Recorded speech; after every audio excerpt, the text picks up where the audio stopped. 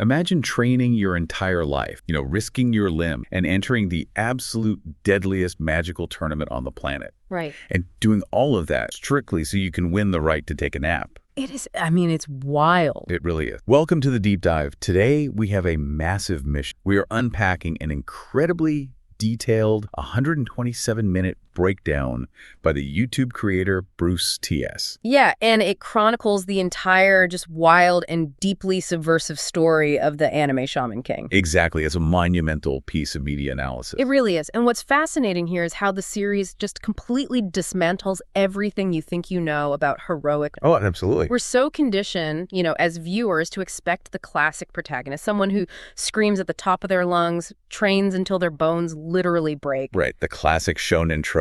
Yeah, and they carry this unstoppable, burning desire to just be the absolute best in the world. Like you expect Goku constantly looking for stronger opponents, yeah, or Naruto declaring he's going to be the Hokage. Yeah. It's a very clean binary formula that we, as the audience find incredibly comforting. Hard work equals glorious victory. That's the standard. Right. But okay, let's unpack this, because what we are looking at today is a narrative landscape that completely shatters that formula. Oh, it shatters it into a million pieces. Right. We're following Yo Asakura, a kid whose ultimate driving ambition is quite literally a complete lack of ambition. It's the absolute definition of subverting expectations. Yo wants to win the shaman fight, which is this brutal, high-stakes, global death match. A literal death match. Yeah, a death match. And he wants to win it strictly because his grandfather promised him that if he becomes the Shaman King, he can spend the rest of his life slacking off in total peace. Just chilling. Yeah, that is his core motivation. He doesn't want to save the world. He doesn't want to conquer it.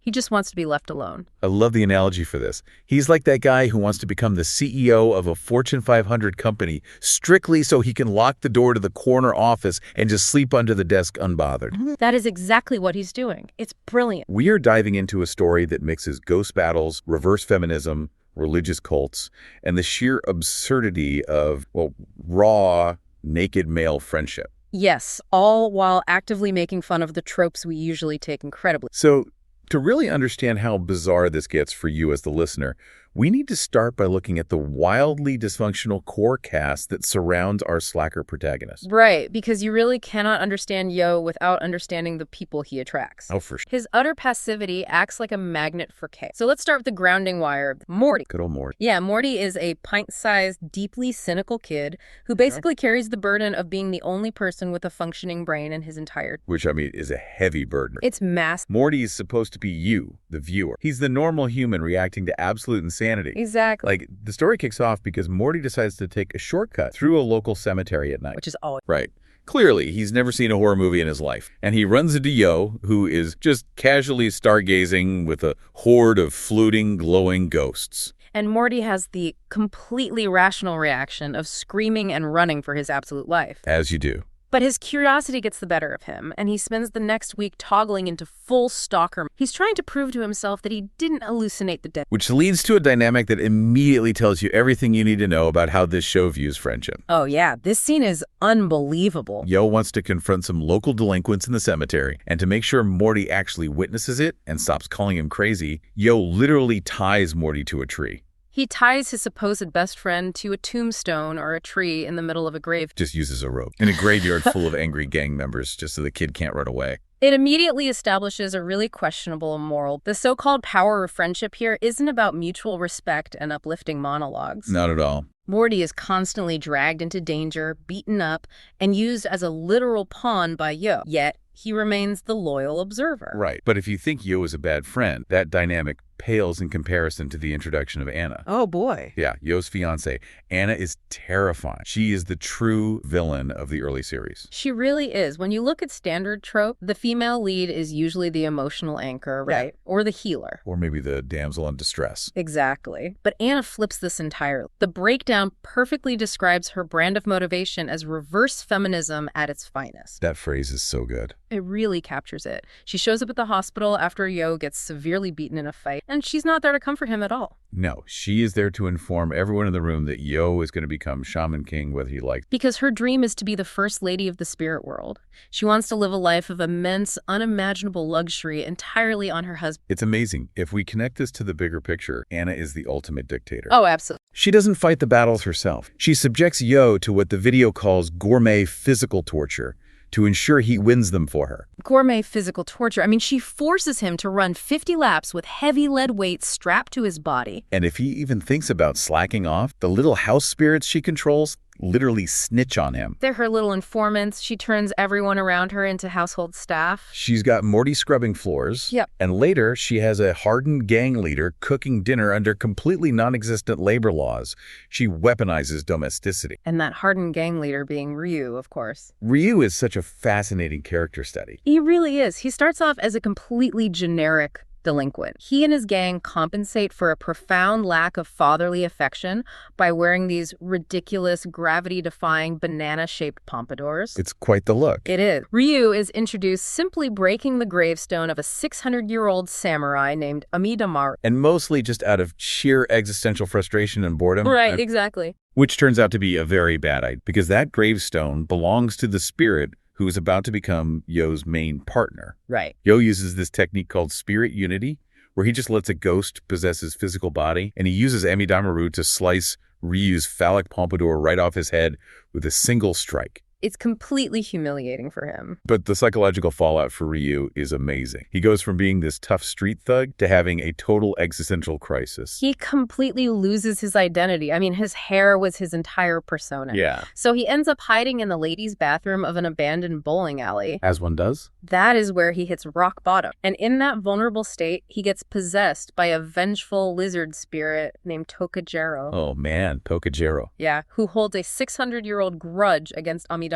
Some credible. Wasn't it like a stolen lunch or something? Yeah, it was literally a stolen lunch century. Right. And the lizard spirit uses Ryu's physical body to hold Morty hostage. This is a life or death situation. It's incredibly tense. And how does Yo solve? He literally offers his own body to the vengeful lizard spirit. He just says, hey, just take me instead. Which is so bafflingly kind. And honestly, so stupid. Yeah, it really is. But it breaks the lizard's frozen, vengeful heart.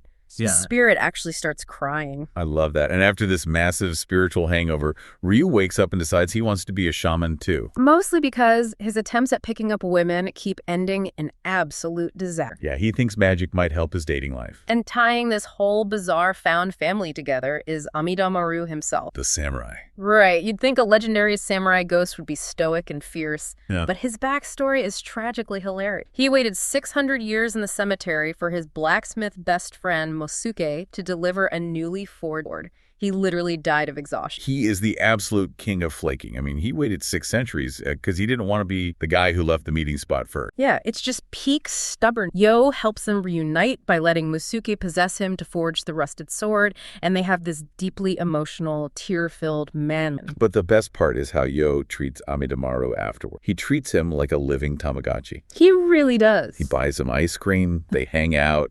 He treats this legendary weapon of mass destruction like a drinking buddy. Well, you can't have a deeply apathetic slacker like Yo wielding power the exact same way a traditional hero does. No, it wouldn't make sense. And that brings us to the actual mechanic world, because in this universe, your personality literally dictates how you fight.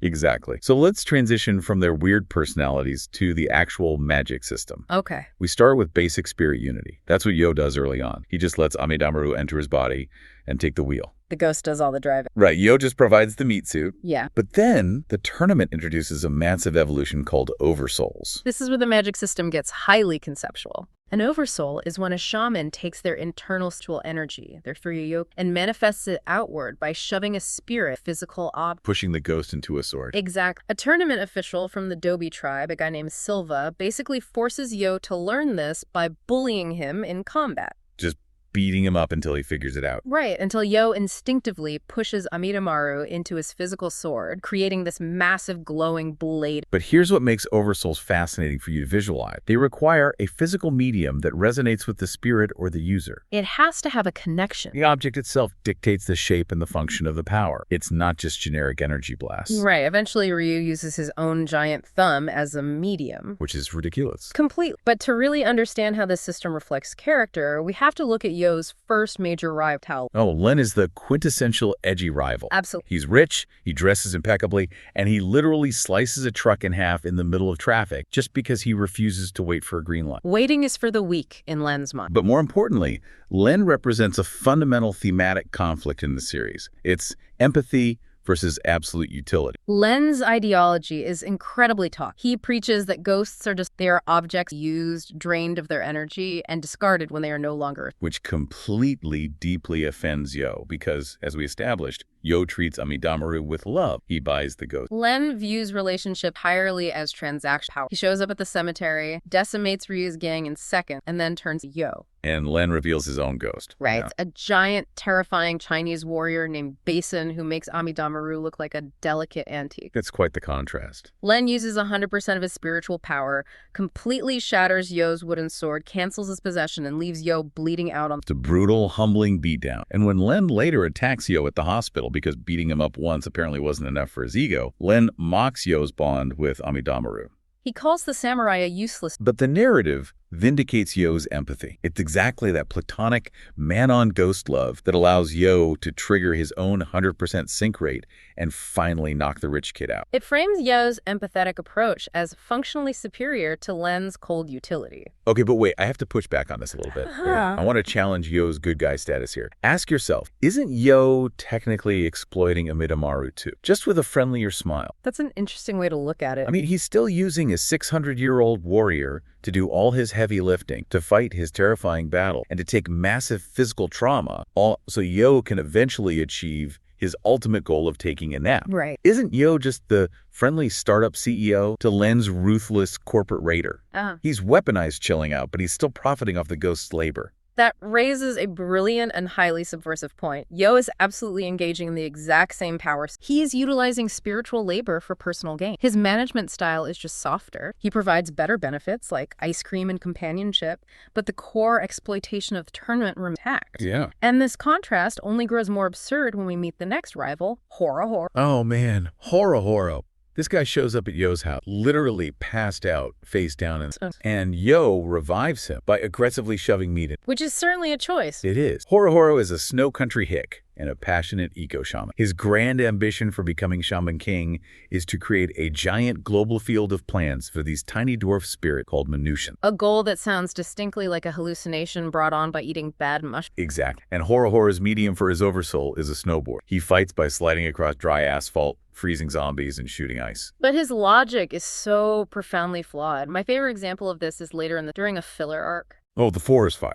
Yes. Horo is trying to stop a forest fire that was started by some demolition truck. Do you know what his grand ecological solution is? It's so bad. He uses his ice powers to commit mass deforestation. He destroys all the unburned trees in a massive radius, so the fire has nothing left to consume. He literally burns the forest down to save the forest. It operates on the logic of, I can't get sick if I destroy my own immune system first. That's spot on. It highlights a running theme. While Yo's rivals might eventually be won over by his apathetic charm and join his team, they are all profoundly flawed, ideologically confused, and slightly idiotic individuals. And while dealing with an eco-terrorist on a snowboard is funny, the tournament quickly stops pulling its punches. It really does. You'd think a show about a slacker protagonist would stay lighthearted. But we're about to transition from eating ice cream and fighting on snowboards to straight-up edgelords, zombies, and horrifying necromancy. The series executes a severe, almost whiplash-inducing tonal shift as the stake lays. Yeah, it's intense. This begins with the introduction of Tao Jun, Len's older sister. She rolls up in a highly suspicious black van packed to the brim with coffee. Super casual. Right. She's a daioshi, a type of shaman who uses paper talismans to control the rotting corpses of martial artists. Her main weapon is a corpse named Lee Pyron, who is essentially a legally distinct zombie Bruce Lee clone. Basically, yeah. Morty, our narrator, has a total nerdgasm seeing his martial arts idol in the flesh until he realizes the guy is a dead, mind-controlled puppet. It's pretty grim. June orders Pyron to beat Yo into the ground. And this is where the show's logic peaks. How does Yo defeat a superhuman zombie kung fu master who feels no pain? Well, he uses mid-fight therapy. It is utterly bizarre, yet perfectly aligns with Yo's character. Yo takes a beating that would liquefy a normal person. Yeah. But instead of overpowering the zombie, he stands up and delivers a motivational speech. He appeals to the corpse's repressed humanity. He looks at this rotting puppet and asks it how it feels about being controlled, and the corpse literally sheds a single tear from its one good eye.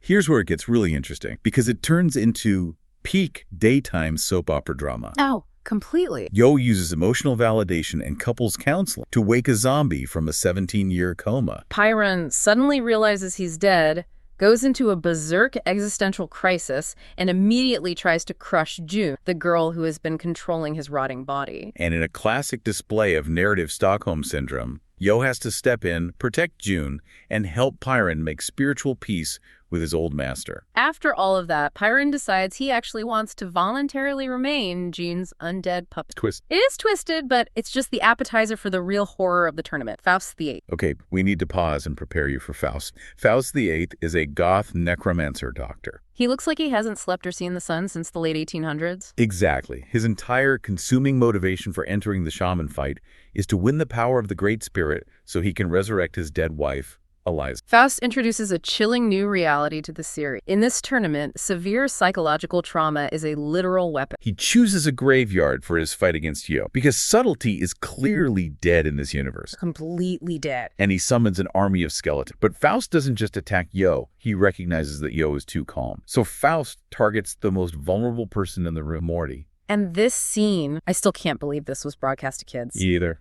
Faust decides it's time for an impromptu anatomy. He has his skeletons grab this tiny, cynical kid, Morty. Yeah. And right there, in the middle of a muddy graveyard, without a drop of anesthesia, Faust performs live surgery on him. He cuts Morty open like a difficult bag of chips just to study his internal organs. It is live vivisection. The tonal whiplash here is staggering. Wait, hold on. Let me push back on this narrative choice. We just went from Yo buying a ghost ice cream to a funny zombie shedding a tear to the live surgical torture of a child. Right. How does the series survive that kind of whiplash? Doesn't that completely alienate the audience? It feels like the writer just changed genres mid-sentence. It absolutely threatens to break the viewer's suspension of disbelief, but it serves a highly specific, crucial narrative purpose. Which is? Up until this exact moment, Yo's apathy, nothing phases him. He's the cool, detached slacker. Right. Faust's horrific actions are the only thing that shatters that facade. Watching his best friend get surgically dismantled forces Yo to lose temper. Oh, wow. For the first time, he acts on pure, unfiltered rage. He uses a massive burst of furioku to explode out of the skeleton trap, furious that Faust is playing Operation with his friends intestines. But because Yo is running on hot emotion instead of his usual chill logic, he makes a critical, nearly fatal error. He really does. He looks at Faust and he calls Eliza, Faust's reanimated dead wife, a doll. Calling a deeply traumatized, hyper-obsessive necromancer's dead wife a doll is a spectacular death wish. Faust completely loses his mind. He tilts into a berserk rage and summons a 20-ton calcium giant made from the bones of 100 corpses. Because, as the breakdown points out, milk is good for the bones and great for murder. Such a great line. Yo is completely out of magical energy. He is running on fumes, about to be crushed into paste by giant osteoporosis. Yeah. Until Tao Len, the edgy rival from earlier, shows up out of nowhere. Len shatters the bone giant with a single kick. And he doesn't do it out of kindness. He does it out of pure, toxic possessive, declaring that only he has the right to kill Yo. The fallout from this graveyard massacre is equally dramatic. Morty wakes up in the hospital, covered in stitches and bandages, and he immediately rushes to check on Yo. But Yo decides to play the tragic, isolated hero. He looks at Morty and brutally ends their friendship right there in the hospital. So harsh. He lies, telling Morty he can't hang out with him anymore, strictly to protect him from becoming a jigsaw puzzle again. It creates maximum, incredibly unnecessary soap opera breakup drama. It's hilarious because the drama is so forced. Yeah. And what makes it even better? Later in the series, Faust, the guy who literally vivisected Morty, actually joins Yo's team. It's unbelievable. Anna, Yo's terrifying fiancée recruits him because she recognizes that having a highly skilled medical psychopath on the roster is a tactical advantage. It proves that morality in this universe is wildly flexible. If you have a giant skeleton and medical skills, Anna does not care about your past war crimes. She will put you to work. Exactly. You cannot have a character like Tao Len harbor that much toxic possessiveness without exploring where it comes from. Right. The plot has to detour to explain why Len is the way he is. To understand his edgy, violent behavior, we have to look at the source, his incredibly dysfunctional family. Right. So after Len gets somewhat humbled by his interactions with Yo, he decides he's had way too many emotions and too much friendship for one day. He's maxed out. He travels back home to China with a single goal: to murder his own father. Because apparently family therapy isn't an option in the Tao house. Not at all. He arrives, slaughters an entire courtyard of zombie guard, and enters the boss room, only to get handed a beating from his dad, so violent and thorough he probably forgot his own middle name. This initiates a massive rescue. Yo, Morty, Ryu, and Horo travel to China to save the rival who has repeatedly tried to kill them. When they finally confront the Tao patriarch and Tao, the visual is terrifying. And Tao operates this massive, towering, invincible, giant body. He acts like a god. He teleports, he slams the heroes into brick walls, and he drops classic villainous monologues about how love makes people inherently weak. It's an absolute massacre. Poor Ryu gets flattened like a cockroach under. But then we get the psychological reveal, and it is brilliant. The giant, terrifying him.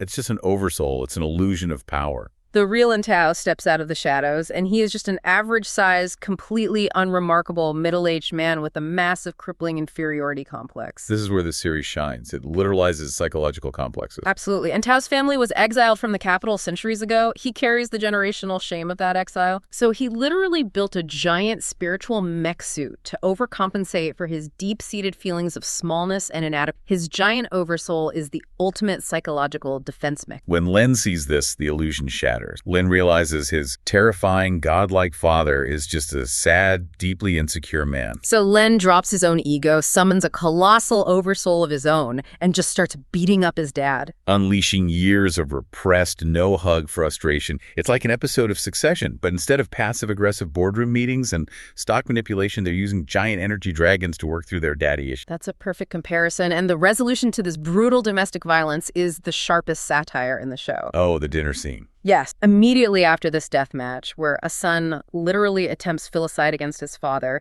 and the father nearly crushes his son to death, the entire family sits down for dinner. Yes. The mom, the grandpa, the battered dad, the bruised son, they all sit around a massive table for a lavish Chinese banquet. It perfectly satirizes how deeply dysfunctional families operate. They just sweep the trauma completely under the rug. Just ignore it completely. They're sitting there eating dumplings, completely ignoring the bruises, the broken bones, and severe psychological debt passed out. The dad even gifts Len a legendary family sword on his way out, which, in the quirky, emotionally stunted language of the Tao family, is basically his way of saying, I love you. Toxic parenting is highly hereditary, but hey, at least the food is. So true. So, with the family trauma swept under the rug and Len's ego slightly deflated, the plot shifts gears into a massive continent-spanning road trip to America. This is where everything gets bigger. Yeah. The scale of the threats transitions from local street thugs and bad dads to apocalyptic cults, ideological betrayals, and the ultimate villain. This brings us to the introduction of Zeke, or Hao, in the original Japanese text. Right. Zeke is introduced with an overwhelming amount of swagger. He looks exactly like Yo, acting as his ancient evil twin and he rides around on a colossal ancient spirit of fire, casually incinerating people who annoy. Zeke's ultimate goal is wild. He doesn't just want to win the tournament for glory. He wants to win so he can wipe out all regular humans and create a world populated only by shamans. It is quite literally spiritual eugenics. It really is. He wants to build a global, gated community for magic users and burn everyone else to ash. He is terrifyingly powerful, wiping out entire teams with zero effort. And he is supported by a cult of fanatic followers who practically worship the ground he walks on. If we connect this to the bigger picture, Zeke represents extreme social Darwinism. Yeah, he believes that only the strong have the fundamental right to exist. Empathy is a flaw. Right. If his own devoted followers fail him or prove to be weak, he doesn't fire them. He literally burns their souls, them to a spirit of fire like bar snack. Like bar snacks. That's so grim. He despises weakness in any form. And on the exact opposite end of the ideological spectrum, we have a group called the X-Law. Oh, the X. These guys are wild. They are heavily armed, religious fanatics dressed in pristine white military uniform. They use massive, real-world firearms to shoot spiritual archangels at people. It's quite the aesthetic. They are led by a guy named Marco and their holy saint, Iron Maiden. The visual design of Jean is intentionally jarring. She is a young, innocent-looking girl who travels exclusively inside a portable, spike-filled BDSM torture cot. Which is just wow. She constantly tortures her own physical body to continuously build up her spiritual power. And their entire ideology is based on absolute, uncompromising justice, which sounds great on paper until you realize that in practice, their version of justice means murdering absolutely anyone who disagrees with them. Exactly. They show up, they declare Zeke is evil, and they start blasting. Yeah. They are perfectly willing to slaughter innocent bystanders, regular humans, or other shamans if they stand in the way of eliminating Zeke. This synthesizes the clash of ideology beautifully. You have Zeke's ruthless social Darwinism on one side,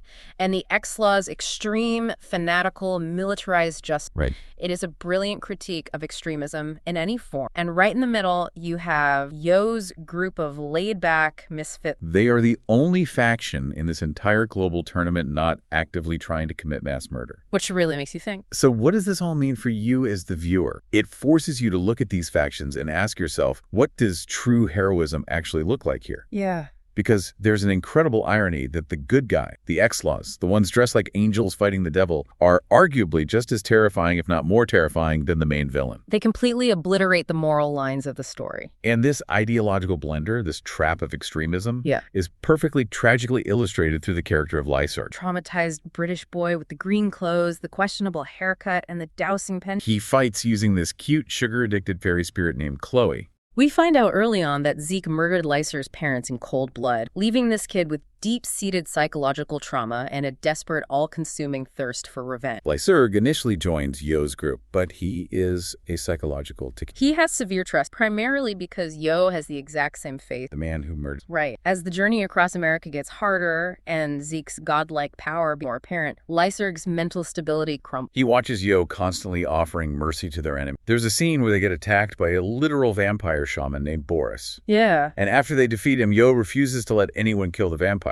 Lyser, who is foaming at the mouth for vengeance against evil, cannot handle Yo's apathy and pacifism. He can't understand it. So Lyser looks across the battlefield at the X-Laws. He sees their big guns, their absolute lack of mercy, their cool white fascist uniform, and their promise of swift execution, and he gets stars in his eye. Let's dissect the psychology of that. Lyserg makes a decision born entirely out of unprocessed trauma. Absolute, unbending rules are incredibly appealing to someone who feels completely out of. That makes a lot of sense. He abandons his friends because they are too soft. But worse, he abandons Chloe. That part hurts. He leaves behind the fairy spirit who has loved and protected him since childhood, leaving her crying in a cage just so he can be gifted a new, militaristic, weaponized archangel spirit by. He trades genuine, unconditional love for cold, institutionalized power. It is the most toxic breakup scene in the entire anime. It really is. He trades his soul for a spot in a death cult because he is desperate to feel safe through revenge. Eventually, all these factions, Zeke's murderous lackeys, the fascist X-Laws, and Yo's band of idiots converge in a place called Dobi Village for the official start of the tournament. And this is where the power scaling and the sheer ridiculousness of the combat hit their absolute peak. Dobi Village is where the actual rules of the shaman fight are finally established. The tournament mandates that fights must now occur in trios, which forces our sprawling cast to team up in some truly bizarre combinations. The team dynamics are hilarious. Ryu,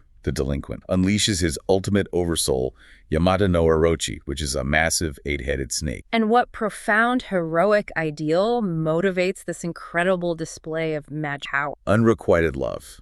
He's just trying to impress a girl on the opposing team, completely ignoring the fact that she is already engaged to her own teammate. And then there's Faust, who forms a team with Yo and Ryu. Faust finds himself fighting Team Spartacus, a deeply disturbing family who literally uses the life energy of the mother and child to physically buff the father. It's magical family cannibalism. It is. But how does Faust, the former vivisecting psychopath, them? It's brilliant. He carefully dismantles their offensive spirits, and then he uses his vast medical knowledge to safely treat their physical wounds mid-battle. He literally heals his enemies while fighting, because Anna already fulfilled his dream of communicating with his dead wife. His character arc is done. He's just chilling now. treating high-stakes death matches like a busy shift at the ER. But out of all the new team dynamics, my absolute favorite addition to the roster is Chocolate. Oh, Chocolate is a masterpiece of subversion. He introduces a highly weaponized form of anti-humor to the battle. Yes, Chocolate is a guy whose life goal is to become the world's greatest comedian to spread joy and stop violence. The only problem? His jokes are so fundamentally terrible they would make a dad joke enthusiast physically cringe. During a critical fight against a gothic villainess named Niori, who has the power to manipulate the darkness and trauma in people's hearts, Len and Horo get completely mind-controlled. They're spiraling into their own dark pasts. Niori looks at Chocolove and hits him with the ultimate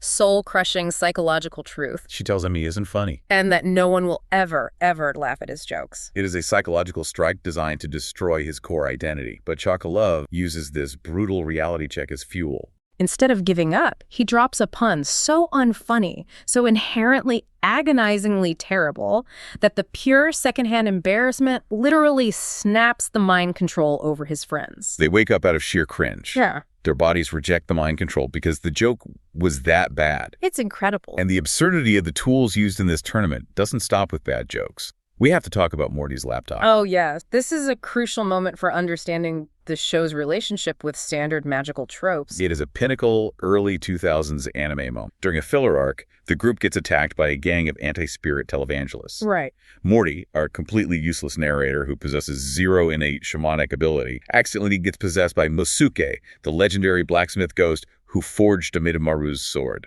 So Morty is possessed by a master blacksmith. What does he use as a spiritual? A mystic stone. Oh. An ancient relic. A forged blade. No. He uses a bulky plastic Windows 98 laptop. He literally channels a 600-year-old feudal blacksmith into a piece of obsolete consumer tech, turning into a cyber hacker shaman to fight religious zealots. And while this is happening, Yo is on the ground screaming at the sky, crying, thinking Amidamaru's soul has... But the poor samurai is just trapped inside the hard drive of Windows 98. It perfectly parodies the conventions of the genre. The series elevates absolute absurdity to a tactical advantage. Terrible jokes and outdated laptops are proven to be just as effective, if not more so, than ancient swords, dark magic, and decades of training. And this parody extends directly to how the show handles power. Oh, we have to talk about the power. The series introduces this concept of Furyoku levels, which are basically numerical power levels ripped straight out of Dragon Ball Z. Right, like power levels. Horo gets this literal scanner device, reads his own power, and gets super cocky because his power level is 9,000. Feels highly significant and impressive. Until he turns the scanner on Zeke and discovers the main villain's power level is 1,250,000. Oh. It reduces Horo's entire lifetime of training and pride to a statistical rounding. It's hilarious. The numbers escalate so rapidly that they become wildly disconnected from reality. They lose all narrative. It's a direct, pointed satire of how shonen anime constantly escalates state until the numbers are just background noise. It makes you wonder, at a certain point, do the rules even matter anymore? Right. Or is it just a contest of who can scream the loudest while holding the biggest, brightest glowing energy weapon? Pretty much. Because later on, Yo creates a spirit of sword Oversoul. And how does he do it? He shoves Amidamaru into a sword, and then he literally shoves that glowing sword into another giant stone. It's like duct taping two weapons together and calling it a divine artifact. It's aggressively stupid, but incredibly effective. And this unchecked, nonsensical power escalation sets the perfect stage for a final confrontation that is as chaotic, confusing, and fundamentally absurd as the rest. Yeah. The show has painted itself into a corner with these massive numbers, and how it gets out is legendary. Let's break down this finale because it is a wild ride. It is. The X-Laws, bless their fanatical, heavily armed hearts, decide it's time to execute their ultimate fail-safe plan to stop Zeke, the Gate of Babylon. It's a highly complex ritual designed to tear open reality, create a black hole, and suck Zeke into eternal oblivion. Marco and the Iron Maiden Jean initiate this apocalyptic event. The sky literally rips open. Everything is being pulled towards a massive, terrifying vacuum. It's framed as the ultimate, inescapable sanction. But Zeke is basically playing a video game with cheat codes turned on. Yeah, he doesn't panic. He just summons his colossal spirit of fire. And instead of getting sucked into the black hole, his spirit reaches out, grabs the X-Law's supreme god-class angel spirit, and eats it like a crispy chicken. He literally snacks on their ultimate weapon of justice, burp, and walks away. It completely invalidates the X-Law's entire existence, their theology, and their sacrifices. With the extremists out of the way, Zeke sets his sights on his ultimate prize, his twin brother, Yo. The final confrontation between Yo and Zeke is brutal in its simplicity. Zeke doesn't use a massive energy beam for the finishing blow. No. He just walks right up to Yo, thrusts his bare hand into Yo's chest, and literally rips his soul out of his body. He swallows Yo's soul whole, absorbing his twin brother into himself to become a complete... Anna, Yo's terrifying, emotionless fiancée, drops to her knees, screaming in absolute horror as she watches her future husband get turned into a dietary supplement. It's a moment of profound, chilling despair. Zeke's philosophy of absolute power and social Darwinism seems to have definitively won the... He heads to the Great Spirit, the massive core of all spiritual energy in the universe, and commands his spirit of fire to eat it from the inside out. The spirit of fire absorbs the Great Spirit and turns solid gold. It looks like it just bought a legendary pay-to-win. Zeke is floating in the sky, glowing brighter than the sun, declaring himself a golden god. He is literally in the process of deleting the world. But the narrative has one last subversion. Of course. Back in the empty, dark void of the afterlife, Yo's soul is floating, digesting inside his brother. And then, through the sheer volume of his friends screaming his name in the real world, playing on that classic cliched power of friendship trope, Yo wakes up. Through pure, unadulterated main character energy, his physical, soulless body stands up. He grabs his signature headphones back from Anna, puts them on, and basically says, all right, I'm back, let's finish this. He creates a gargantuan Oversoul, completely ignoring the mathematical fact that Zeke has over 1 million more power. The rules of the universe are officially suspended. Yo tanks a massive family-sized flamethrower attack straight to the face, delivers a stoic speech about how no one can ever truly win alone, and in one swift, impossible move, slices the golden spirit of fire clean in half like warm butter. And here's where anime history is made. Think about what you expect as a viewer. After the hero slices the ultimate golden god villain in half, you expect a massive cinematic fallout, right? Right, a collapsing dimension, a tearful, drawn-out goodbye. Or a grand coronation ceremony where Yo is crowned king. But no, we don't get any of that. We get a completely jarring, abrupt smash. The screen cuts. And suddenly, everyone just wakes up lying in the dirt in the desert. The Great Spirit is gone. Zeke is gone. The golden light is gone. And Goldva, the alien-looking tournament official, just gets on a cheap megaphone and announces that due to recent events, the shaman fight is indefinitely suspended. Because the officials literally don't know how to process what just happened. It is the ultimate anticlimax. Structurally, it is effectively trolling the audience after watching 127 minutes of dense plot breakdown. You expect closure, and you get bureaucracy. But if we analyze it thematically, it is an absolute stroke of genius. It perfectly, flawlessly mirrors Yo's slacker philosophy. Right. The ultimate apocalyptic conflict wasn't won. It wasn't lost. It was just canceled due to weird vibes. Exactly. Yo never wanted to conquer the world. He just wanted to be left alone. The tournament ending in a bureaucratic suspension means nobody rules the world, status quo returns, and the pressure is entirely off. Everyone just goes home. Life goes on. Lyser goes back to Britain to read books. Ryu rides his motorcycle into the sunset. Chocolove continues to tell jokes no one laughs at. And Yo goes home, where Anna immediately starts yelling at him for buying pre-made convenience store food instead of cooking a proper. It is the most brilliant, infuriating subversion of expectations I have ever seen. You sit through all this intense trauma, all these brutal deaths, golden gods, BDSM coffins, and live surgery, just for the officials to say, yeah, we're calling it, go home. It forces us to reevaluate the entire journey we just took. We watched this incredibly flawed group of misfits deal with street thugs, eco-terrorists, vampires, and golden gods, all led by a kid who just wanted a nap and his terrifying fiancé who just wanted to be rich. It's an incredible ride. It really is. And it leaves you with a final, provocative thought to mull over. Think about this. If the ultimate apocalypse was canceled and Yo gets to go back to his completely normal life, eating cheap pre-made food, getting yelled at by Anna and slacking off, doesn't that mean he actually achieved his initial goal? He absolutely did. He didn't have to become the Shaman King to get his peace. He circumvented the entire system. Maybe the true victory wasn't becoming the king of the spirits or having the highest numerical power level or enforcing absolute justice. Maybe not. Maybe the greatest superpower of all was just surviving long enough to realize that dodging responsibility entirely is the ultimate. We started by talking about the clear binary path of hard work, glorious victory. Expect from here, Shaman King takes that expectation, smashes it with a Windows 98 laptop, and proves that sometimes the most heroic thing you can do is just cancel the apocalypse.